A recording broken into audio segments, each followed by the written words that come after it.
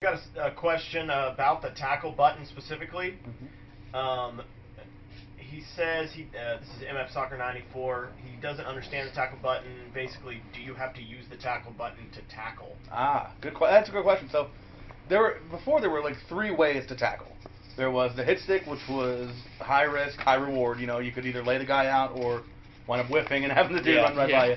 You could press what is the tackle button now, which is the dive button, and you kind of just blindly flail at the guy and hope for the best, or you could just run into the guy and hope for the best. You know, those are kind of the ways you tackle before. Now with this tackle button, you're actually saying, I want to tackle this guy right now. I want to initiate a tackle right now. So you're in much more control and much more of the situation where you're determining if you are going to make the tackle and when you do it. So it's a lot better in that way. But no, you don't actually have to use it. You can still just straight up run into the guy if you want to. You can still, if you tap it early or hit the tackle button when there's no one around, the defender will kind of go towards the ball carrier and make a last-ditch like dive and lunge for him to try and get a shoestring tackle. I mean, so you have that there. Yeah, I mean, I guess that's the best way to look at it. You know, when we call it the tackle button, the lunge button, you know, it's about, you know, you're making a commitment to make a tackle.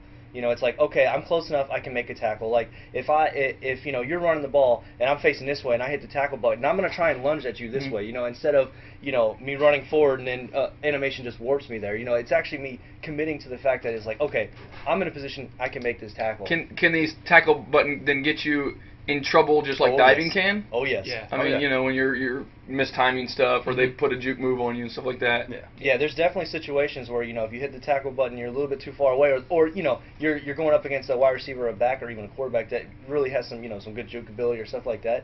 Especially if it's a user control person and that, you know, they're good on the sticks. You can miss and you can whiff. I've had plenty of times where you feel like you got them wrapped up and then it's just.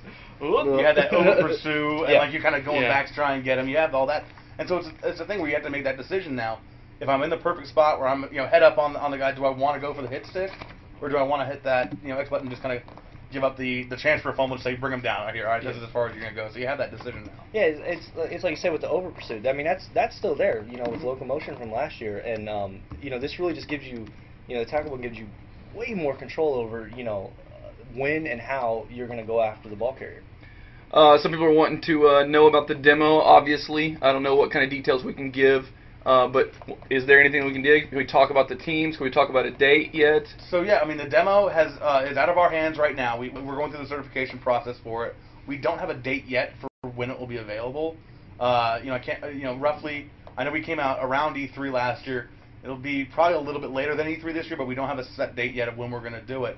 But yeah, you know, you'll have the chance to unlock Pro Combat uniforms through the demo, and we'll have 2 matchups this year, which we'll unveil later.